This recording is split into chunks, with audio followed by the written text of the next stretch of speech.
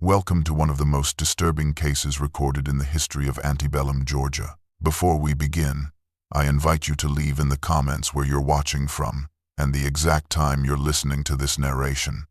In 1832, on the sprawling Thornwood Plantation, an enslaved woman named Mercy gave birth to identical triplet girls, Abigail, Harriet, and Sarah.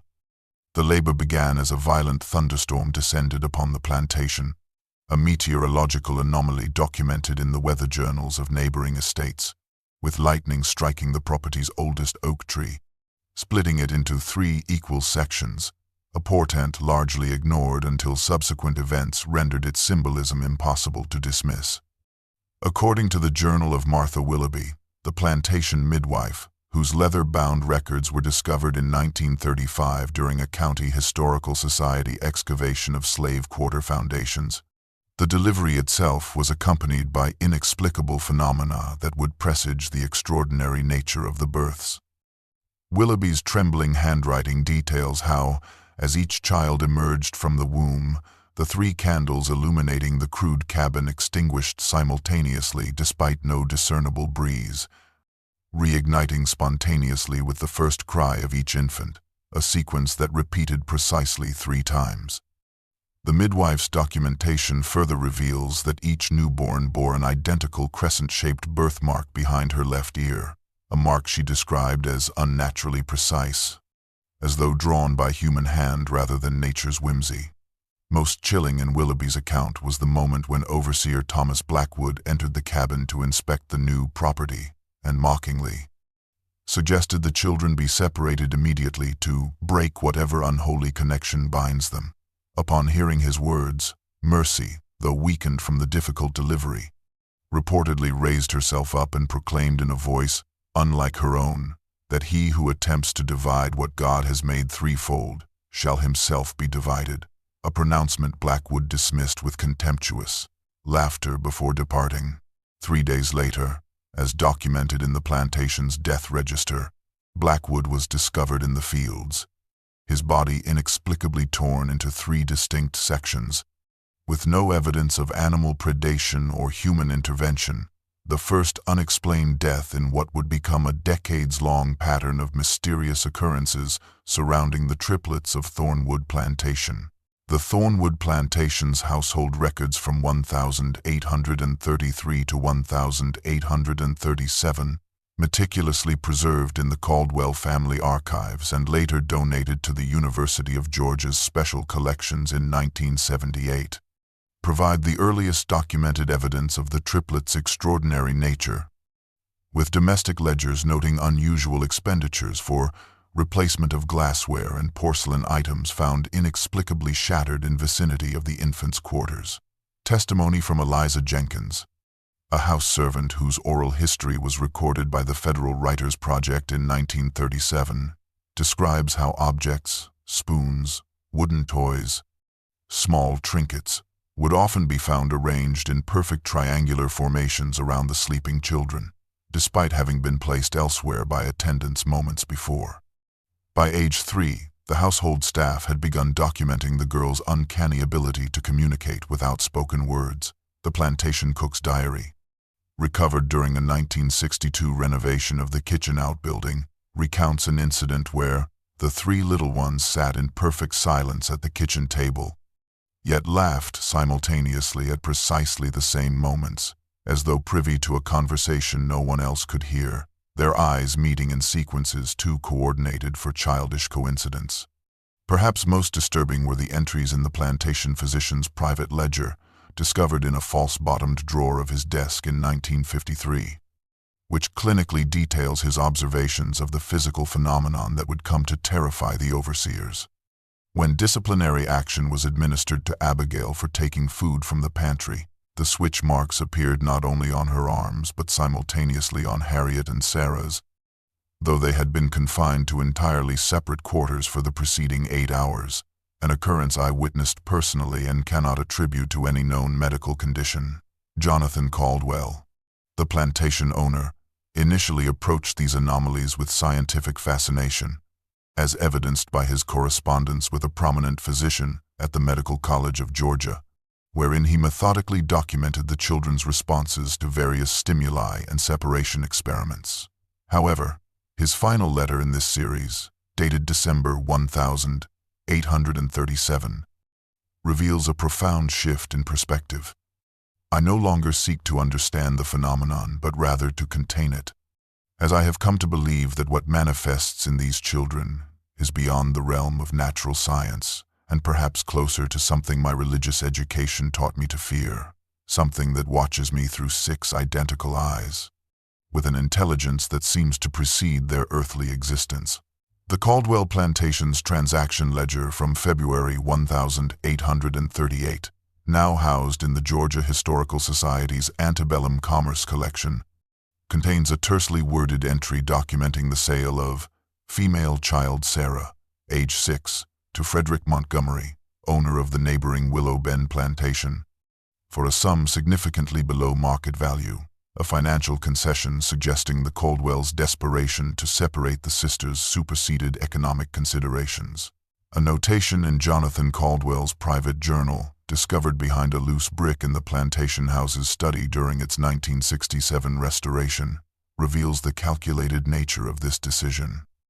We have determined that dividing the 3 may diminish their unnatural connection, and have selected Sarah as she appears physically weakest of the identical set, thus perhaps most easily severed from whatever unholy bond connects them.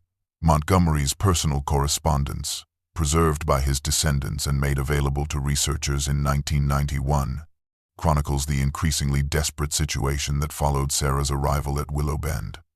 His initial letter to his brother in Charleston mentions casually that the new child seems withdrawn but obedient. But 3 days later his tone shifts dramatically. 4 prize cattle were found dead in their stalls, their eyes bizarrely clouded as though witnessing something terrible. The veterinarian can identify no natural cause. A subsequent letter describes how small fires have appeared spontaneously throughout the property, always in triangular patterns, extinguishing as mysteriously as they ignite. Most disturbing is Montgomery's correspondence to his wife's sister, Caroline, awakened screaming for the 3rd consecutive night, describing identical nightmares wherein 2 little girls, perfect replicas of Sarah, stand at the foot of our bed, their hands extended toward their sister, speaking words in unison that Caroline cannot recall upon waking, yet describes as ancient and terrible. Montgomery's final communication, a hastily penned note delivered to Thornwood Plantation on March 3, reads simply, "I return your property forthwith and request no refund of payment. The child does not belong to any individual but rather to her sisters, a truth I have learned at considerable cost." The plantation's visitor logbook records Montgomery's arrival that afternoon, his complexion described as ashen, eyes hollow from apparent lack of sleep, as he personally returned Sarah, who reportedly smiled for the first time upon seeing her sisters waiting silently on the main house's porch steps. The confidential case study of Dr. Elliot Blackwood, a respected physician from Charleston's Medical Society, was discovered in 1912 sealed within the false bottom of his medical chest, now displayed at the South Carolina Medical University's historical collection. The document, dated August 1840, begins with clinical detachment as Dr. Blackwood records being summoned to Thornwood Plantation to examine a medical curiosity at considerable expense to the Caldwell family, who required discretion above all else. His initial observations document the triplets' identical physical characteristics, indistinguishable in feature, height, and weight to a degree exceeding any multiple birth subjects previously examined in medical literature, before proceeding to methodical experiments conducted over a 7-day period. The physician's notes grow increasingly agitated as he documents phenomena defying medical explanation. When separated by 3 separate buildings, each child maintains an identical pulse rate that fluctuates synchronously, despite differing physical activities and environmental conditions. His experiments with pain stimuli, considered ethically abhorrent by modern standards but typical of antebellum medical practice, yielded results that visibly disturbed the physician. Upon application of minor discomfort to subject A's right index finger, Subjects B and C, though blindfolded and situated in rooms 120 feet distant, simultaneously withdrew their right hands and exhibited identical physiological responses: pupil dilation, perspiration, and respiratory acceleration. Most inexplicable was the documented card test, wherein geometric shapes shown exclusively to one child could be accurately identified by the other two, with a consistency, 27/30 trials, that categorically eliminates probability of chance. The final pages of Blackwood's study deteriorate into increasingly erratic handwriting, culminating in his observation from August 17th. During the final examination, all three children turned to face me simultaneously and spoke words I did not teach them from my private research. Phrases in classical Greek concerning sympathetic consciousness that I had recorded in my personal journal kept locked in my hotel room. They then identified, with perfect accuracy, the contents of sealed envelopes in my coat pocket.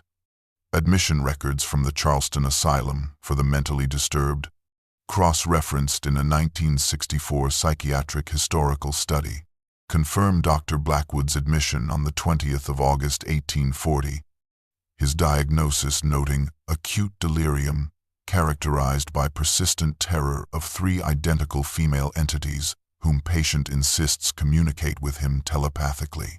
The physician never recovered, remaining institutionalized until his death in 1851, his final coherent statement reportedly being, "They are one consciousness inhabiting three bodies, and they are waiting for something terrible to be born." The Thornwood Plantation's punishment ledgers spanning 1842 to 1844, preserved through the efforts of the Southern Historical Documentation Project and unsealed in 1973, provide disturbing evidence of the triplets' growing resistance and inexplicable abilities.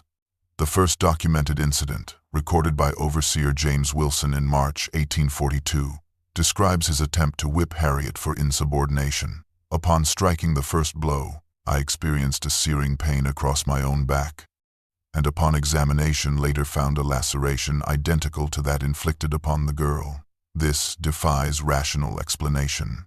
3 subsequent overseers reported similar phenomena, with Nathaniel Bowden's particularly detailed account from November 1843, describing how the welts appeared on my flesh before the whip had even fully connected with the child's back, as though time itself had been subverted. The records further document 17 separate instances wherein the triplets, now 11 years old, were placed in iron restraints as punishment for various infractions, yet in every case were discovered free within hours, the locks still secured, but somehow empty of their captives. Particularly unsettling is the report filed by night watchman Thomas Green in April 1844. Despite having personally confined the 3 girls in separate outbuildings, each secured with padlocks to which only I possessed the key, I discovered them at midnight, standing in perfect triangular formation in the center of the cotton field, their hands joined, speaking in a language unknown to me that caused the very air to vibrate unnaturally. The mounting fear among plantation staff is evident in the household administrator's correspondence with a Charleston employment agency, noting that we have lost 27 workers in 18 months, each departing hastily after encounters with the identical girls, some abandoning possessions in their urgency to distance themselves from Thornwood. Most revealing is Jonathan Caldwell's private memorandum to his new overseer, Harris McCullough, in December 1844. Do not, under any circumstances, attempt physical discipline of the triplets. Those who have done so have either fled these lands or met with accidents defying explanation. We maintain the appearance of control only, for in truth, I have come to believe no earthly authority holds sway over these children, whose power has grown with each passing year and whose purpose remains terrifyingly obscure to those of us who merely orbit their mysterious constellation. The Thornwood Plantation's financial ledgers from 1844 to 1846, recovered from a Charleston bank's archived records during a 1987 historical audit, reveal the Caldwells' increasingly desperate attempts to divest themselves of the triplets through multiple sales transactions, each meticulously documented alongside their inevitable reversals. The first recorded sale in February 1844 shows the girls, then 12 years old, transferred to the Blackwood plantation in northern Georgia for a remarkably reduced sum, only to be returned within 17 days, with a terse note from Jeremiah Blackwood stating that no amount of monetary compensation could induce me to retain these girls, whose synchronized movements and unnerving ability to appear in rooms that had been locked has rendered my wife hysterical and driven 3 house servants to abandon their positions without collecting wages. Subsequent transactions follow a similar pattern, with increasingly abbreviated ownership periods. The Harrington family of South Carolina returned the triplets after only 8 days. Their accompanying letter claiming that all 3 children were discovered sleepwalking in unison, reciting passages from books kept locked in the library to which they had no access. The Pemberton plantation of eastern Georgia held them for merely 4 days before returning them with a notarized affidavit detailing how the overseer who struck Abigail with his riding crop was found the following morning with identical lacerations across his face, though his quarters had remained locked throughout the night. Most disturbing was the documented experience of the Maxwell family, wealthy cotton merchants who purchased the triplets in March 1846 and returned them within 48 hours. Their hastily scrawled note, preserved in the county records office, stating only that 2 house slaves who mocked the girls' unusual appearance were discovered dead the following morning, their faces frozen in expressions of such terror that the housemaid who found them has been rendered mute. The Caldwells' financial decline becomes evident in the plantation's quarterly accounting sheets, with notations regarding substantial reduction in purchase offers for other enslaved individuals due to spreading rumors concerning the cursed triplets of Thornwood, and a December 1846 entry in one. Jonathan Caldwell's business correspondence acknowledges that our family's reputation has become so thoroughly entangled with the unnatural phenomena surrounding these identical girls that neighboring plantations refuse to conduct even basic trade with our estate, bringing us to the precipice of financial ruin. The leather-bound diary of Elizabeth Caldwell, the 16-year-old daughter of the plantation owner, discovered in 1967 concealed inside a hollowed-out volume of Pilgrim's Progress during the Thornwood Estate Library's donation to the University of Georgia, provides unprecedented first-hand observations of the triplets during a crucial period of their development. Beginning January 1848, Elizabeth's entries document her initially innocent decision to teach the triplets to read, describing how father would be scandalized by my actions, not merely for violating state laws prohibiting literacy among the enslaved, but primarily because he maintains a particular terror regarding any expansion of the strange capabilities these 3 identical girls already possess. Her weekly accounts detail clandestine lessons conducted in the abandoned tobacco drying shed, where she notes with increasing disquiet that the sisters require only a single exposure to learn concepts that took me months to master. Abigail sees a word once, and all 3 can subsequently identify it, as though their minds share information through channels invisible to ordinary perception. By April, Elizabeth records conversations of disturbing sophistication, writing that today they spoke of freedom, not merely as physical escape, but as metaphysical transformation, using theological concepts I have never discussed with them, speaking sometimes in unison, and sometimes completing each other's thoughts with such precision it appears choreographed.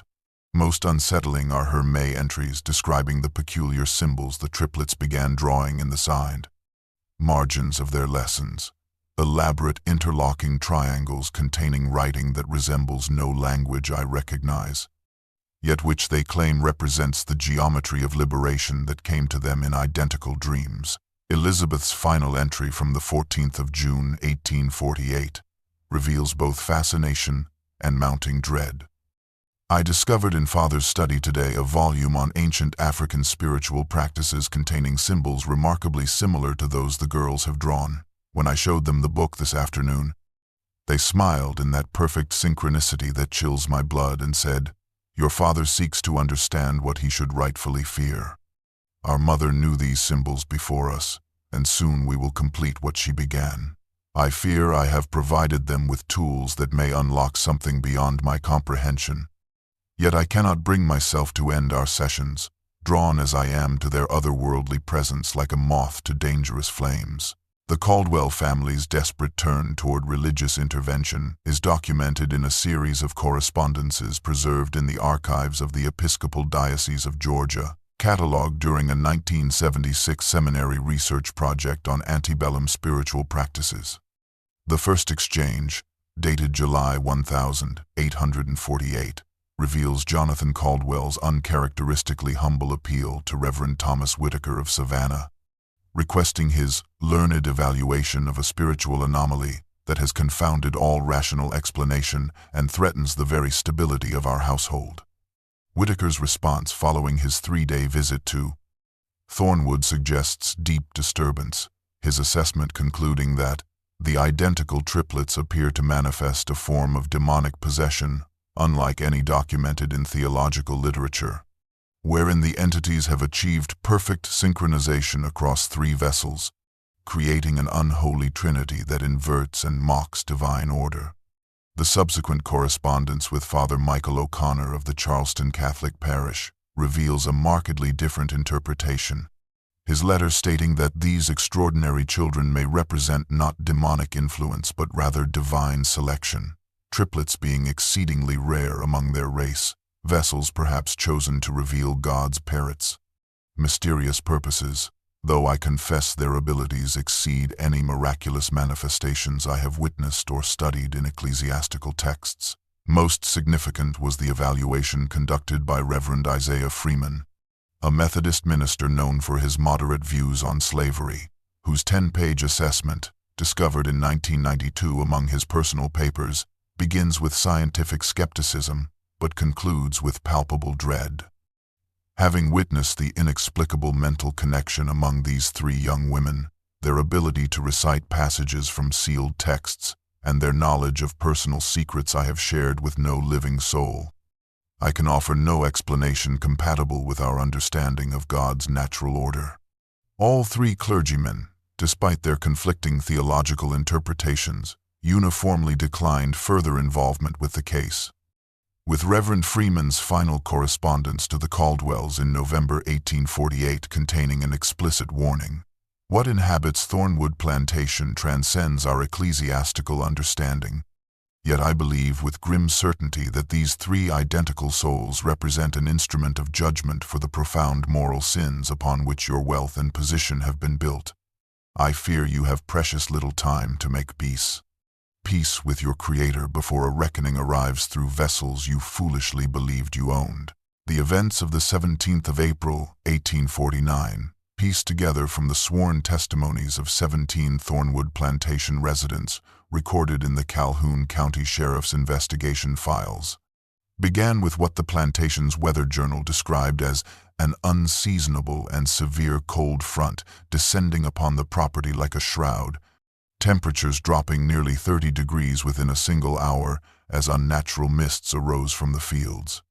Household assignment records indicate the triplets, now 17 years old, were strategically dispatched to 3 extremities of the plantation: Abigail to the main house's attic for linen inventory, Harriet to the riverside cotton storage facility, and Sarah to the distant Northfield slave quarters. A deliberate separation that had become standard practice despite its consistent failure to limit their apparent connection.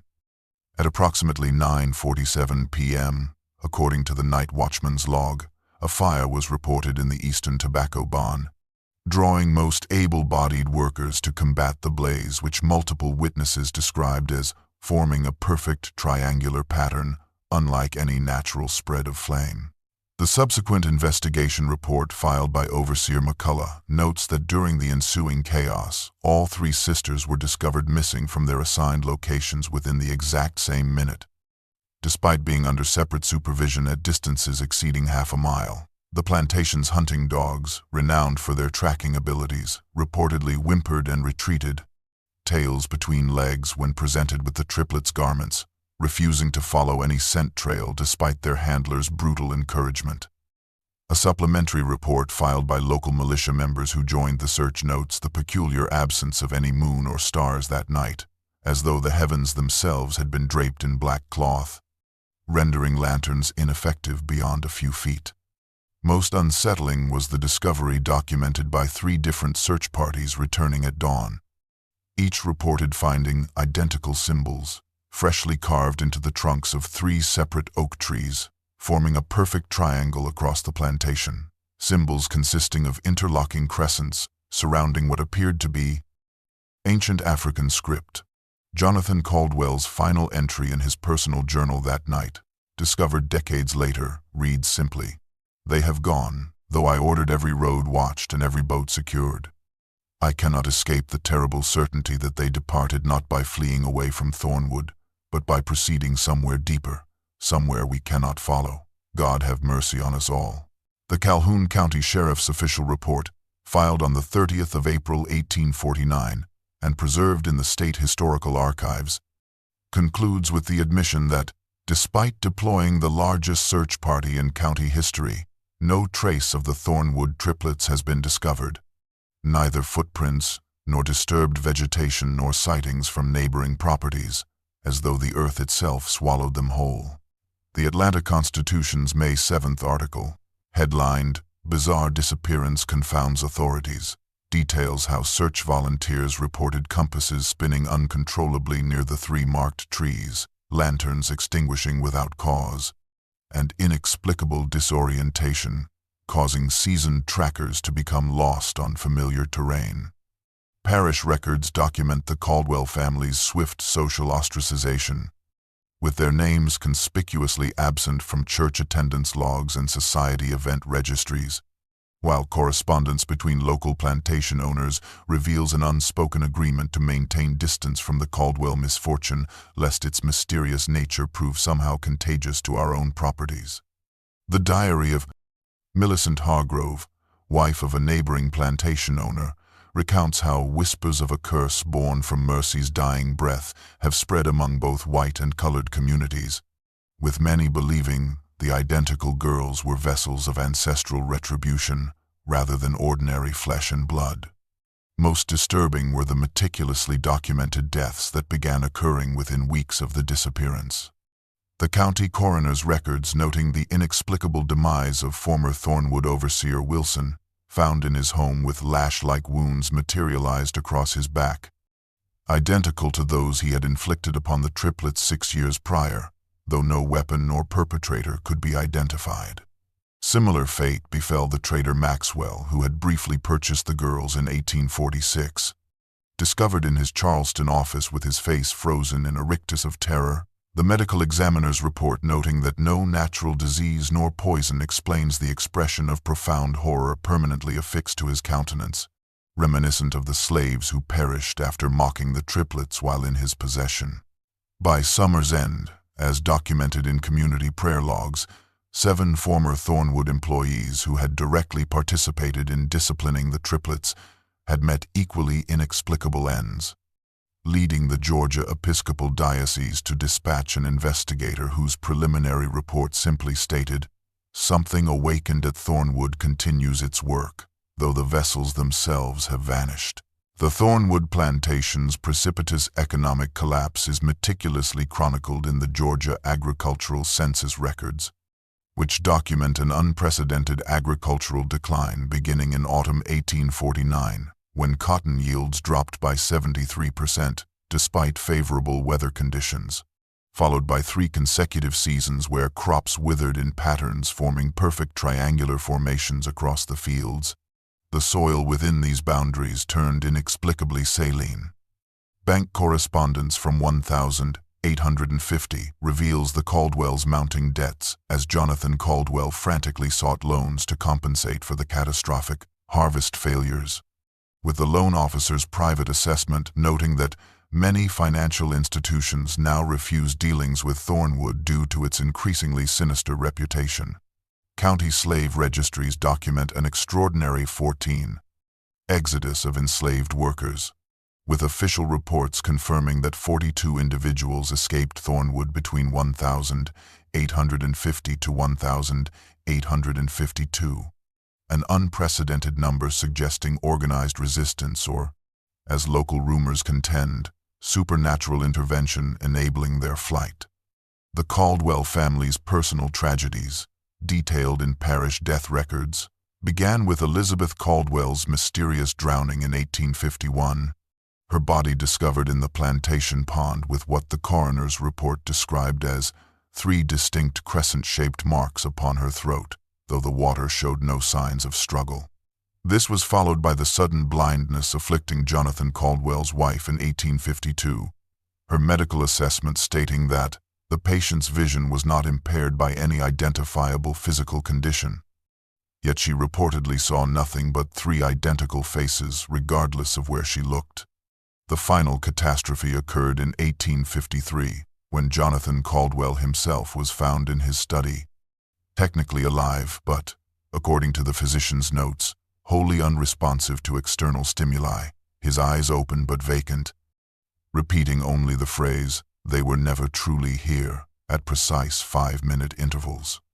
Tax records confirm the property's abandonment in 1854, with ownership reverting to the state after 2 years of unpaid taxes. Local newspaper accounts from 1855 describe Thornwood as reclaimed by nature with unnatural speed, vegetation consuming the structures as though the earth itself sought to erase all evidence of human habitation. The archaeological excavation of Thornwood Plantation's ruins, conducted by Emory University in 1921 and documented in Dr. James Weatherby's monograph Antebellum Structural Anomalies in Georgia Plantation Architecture, yielded unprecedented findings when ground-penetrating equipment detected a previously unknown subterranean chamber beneath what historical maps identified as the Central Cotton Storage Facility. The academic paper details how removal of the collapsed wooden flooring revealed a carefully constructed root cellar whose entrance had been deliberately concealed, its walls reinforced with a mortar compound containing unusual mineral compositions not native to the region. The expedition's artifact inventory, preserved in the Smithsonian's Southern Cultural Repository, catalogs the discovery of 3 identical cornhusk dolls arranged in perfect triangular formation at the chamber's center, each doll featuring facial features crafted with remarkable anatomical precision and adorned with fabric remnants identified as originating from Thornwood household linens. Dr. Weatherby's field notes describe the recovery of 17 parchment fragments containing text written in an elaborate cipher combining elements of West African Adinkra symbols, astronomical notations, and what preliminary analysis suggests may be phonetic representations of Gullah ritual language. Most significant was the discovery of a sealed clay container at the precise center of the triangular doll arrangement, which upon careful opening was found to contain 3 identical locks of hair bound together with thread spun from cotton harvested on the plantation, arranged alongside pressed flowers identified as belladonna, traditionally associated with both mystical practices and protection from evil. The expedition's photographic documentation includes detailed images of wall engravings matching the symbols reported on the trees in 1849, which linguistic specialists from Harvard University tentatively identified as a sophisticated syncretic script combining elements from multiple West African spiritual traditions with mathematical principles exceeding the formal education available to enslaved individuals of that era. Dr. Weatherby's professional deterioration following the expedition is documented in university administrative records, noting his increasing preoccupation with deciphering the recovered texts to the exclusion of teaching and departmental responsibilities, culminating in his resignation in 1923 and subsequent commitment to Milledgeville Psychiatric Hospital, where admission records cite his diagnosis as acute monomania focused on 3 identical entities whom the patient claims communicate with him through the recovered artifacts, which he insists function as anchors binding them to our reality. The remarkable decipherment of the triplets' diary fragments, accomplished in 1968 by Dr. Eleanor Richards, professor of comparative linguistics at Howard University, represented a breakthrough documented in her groundbreaking paper, Encoded Resistance: Linguistic Innovations Among Enslaved Populations.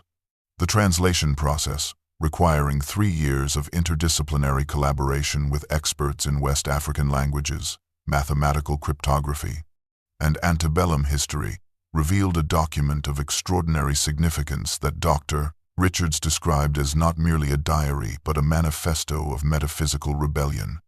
The decoded text reveals how Mercy, before her death when the triplets were 4, had secretly instructed them in traditional Dahomean spiritual practices that conceptualized identical births as sacred vessels capable of channeling ancestral energies. With one passage stating that Mother taught us that our 3 bodies share one soul divided perfectly, making us neither fully human nor spirit but bridges between realms. Multiple entries document their deliberate development of shared consciousness as a form of resistance, with one translated passage explaining that what the masters perceive as supernatural is merely the natural extension of connections they have severed within themselves. We have learned to communicate through channels that exist in all humans but have atrophied through spiritual neglect.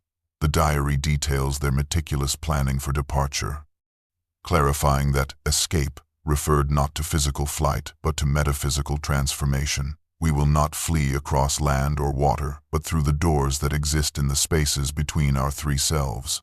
Doors that Mother showed us how to locate through the ancient symbols.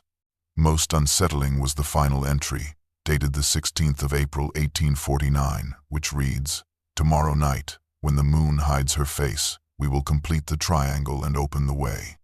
What we have endured will be revisited upon those who have caused suffering, not through vengeance but through balance, a reckoning that will be felt for generations."